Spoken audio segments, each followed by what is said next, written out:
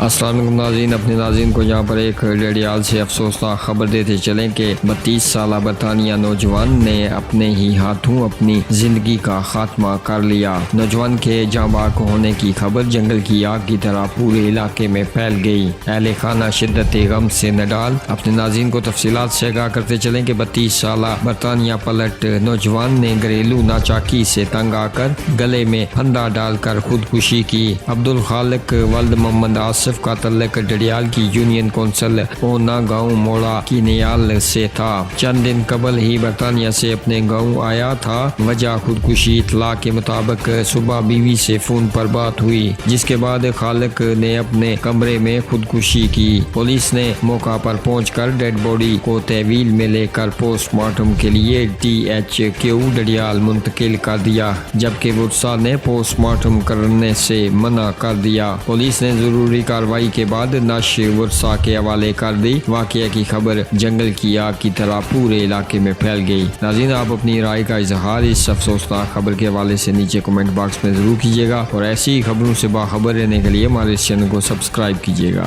ہمیں دیجیے گا اجازت، اگلی ویڈیو تک کے لیے اللہ حافظ۔